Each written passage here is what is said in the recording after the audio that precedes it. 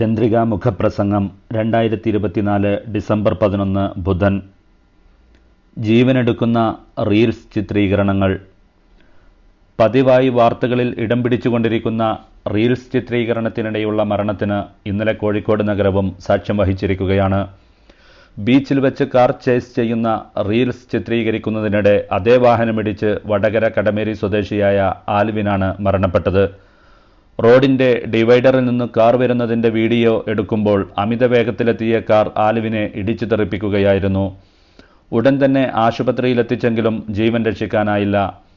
Social മീഡിയയുടെ ശ്രദ്ധ കവരുന്നതിന് സാഹസികവും അപകടകരവുമായ റീൽസുകൾ ചിത്രീകരിക്കുന്നതിനായി വ്യത്യസ്ത വഴികളിലൂടെയാണ് കൗമാരക്കാരുടെയും യുവാക്കളുടെയും നിലവിലെ സഞ്ചാരം. സ്വാഭാവികമായും ഇത്തരം ശ്രമങ്ങൾക്കിടയിലുള്ള അപകടങ്ങൾക്കും മരണങ്ങൾക്കുമൊന്നും യാതൊരു പഞ്ഞവുമില്ലാതായി തീർന്നിരിക്കുന്നു.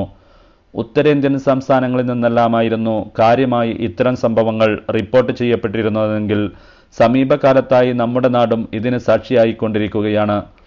നിലവിൽ ചെയ്തതിനേക്കാൾ മെച്ചപ്പെട്ട മറ്റൊന്നിനായുള്ള ശ്രമത്തിനിടയിൽ സംഭവിച്ചു പോകുന്ന ഒരു നിമിഷത്തെ അശ്രദ്ധയാണ് കുടുംബത്തിൻ്റെയും നാടിൻ്റെയുമെല്ലാം ഒരിക്കലും തീരാത്ത വേദനയോ ഒരായുസ്സിൻ്റെ തന്നെ കണ്ണീരോ ആയി മാറുന്നത്. റെയിൽവേ ട്രാക്കുകൾ, വെള്ളച്ചാട്ടങ്ങൾ, തിരക്കുള്ള റോഡുകൾ തുടങ്ങിയ അപകടകരമായ സ്ഥലങ്ങളാണ് റീൽസിൻ്റെ ഹോട്ട്സ്പോട്ടുകളായി മാറുന്നത്. അതിനാൽ അപകട സാധ്യതകളും പതിന്മടങ്ങായി മാറുന്നു. മഹാരാഷ്ട്രയിൽ റീൽസ് ചിത്രീകരിക്കുന്നതിനിടെ social media influencer Shweta Deepak Surwase നിയന്ത്രണം നഷ്ടപ്പെട്ട കാർ 300 അടി താഴ്ചയിലേക്ക് മറിഞ്ഞ് മരണപ്പെട്ടത്. മഹാരാഷ്ട്രയിലെ തന്നെ നാസിക് ജില്ലയിൽ സങ്കേത് കൈലാസ് റാത്തോഡ്, സച്ചിൻ ദിലീപ് കാർവാർ എന്നീ വിദ്യാർത്ഥികൾ ട്രെയിനിടിച്ച് മരിച്ചത്.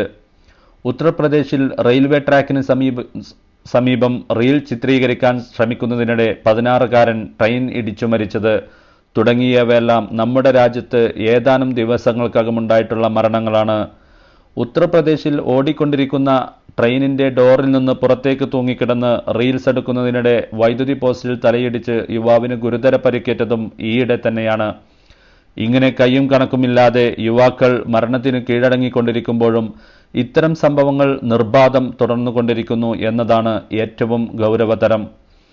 മാരകമായി പരിക്കേറ്റ് സ്വപ്നങ്ങൾക്ക് കൂച്ചുവിലങ്ങ് വീണുപോയ ഹതഭാഗ്യരായ ചെറുപ്പക്കാർ തങ്ങളുടെ ദുരനുഭവങ്ങൾ മുൻനിർത്തി ഇത്തരം സാഹസികതകളിൽ നിന്ന് വിട്ടുനിൽക്കാൻ നിരന്തരം അഭ്യർത്ഥിച്ചുകൊണ്ടിരിക്കുന്നതിനും സോഷ്യൽ മീഡിയ സാക്ഷിയാണ്.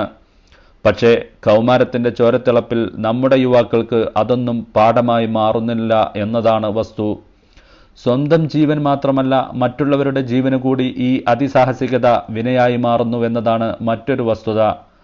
പ്രകൃതി സുന്ദരമായ പ്രദേശങ്ങളിലെ റോഡിൽ നടക്കുന്ന അപകടകരമായ റീൽസ് ചിത്രീകരണങ്ങൾ ആ നാട്ടുകാരുടെ ഉറക്കം കെടുത്തുന്ന അവസ്ഥയിലേക്കാണ് എത്തുന്നത്. തദ്ദേശീയരുടെ വാഹനയാത്രയും കാൽനടയാത്രയുമെല്ലാം അപകട നിഴലിലായി മാറുമ്പോൾ പരസ്യ പ്രതികരണവുമായി അവർ രംഗത്തെത്തുന്ന സാഹചര്യം ഉടലെടുത്തിരിക്കുകയാണ്. യുവാക്കൾ റീൽസ് ചിത്രീകരിക്കുന്നതിനിടെ പുതുതലമുറ ബൈക്ക് ഓട്ടോറിക്ഷയിലിടിച്ച് അപകടമുണ്ടായതിനെ തുടർന്ന് ഓട്ടോറിക്ഷ തൊഴിലാളികളും നാട്ടുകാരും ചേർന്ന് ഇവിടെ ഇരുചക്രവാഹനത്തിൽ റീൽസ് ചിത്രീകരിച്ചാൽ കൈയും കാലും തല്ലിയൊടിക്കും എന്ന് ബാനർ സ്ഥാപിച്ചത് വാർത്തകളിൽ ഇടം പിടിച്ചിരുന്നു.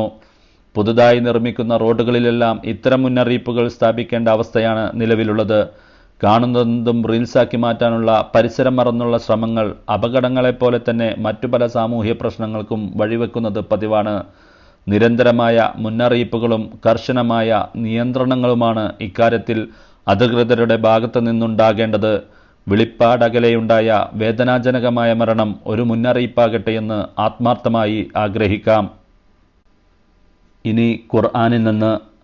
ഭൂമി അവരെയും കൊണ്ട് ഇളകാതിരിക്കുവാനായി അതിൽ നാം ഉറച്ചു നിൽക്കുന്ന പർവ്വതങ്ങളുണ്ടാക്കുകയും ചെയ്തിരിക്കുന്നു. അവർ വഴി കണ്ടെത്തേണ്ടതിനായി അവയിൽ പർവ്വതങ്ങളിൽ നാം വിശാലമായ പാതകൾ ഏർപ്പെടുത്തുകയും ചെയ്തിരിക്കുന്നു. വിശുദ്ധ ഖുർആൻ അധ്യായം 21 വചനം 31. തയ്യാറാക്കിയത് ദിഷണ അക്കാദമി, ഇരുമ്പുഴി. ശബ്ദം ഹംസത്തലി, പനങ്ങാങ്ങര.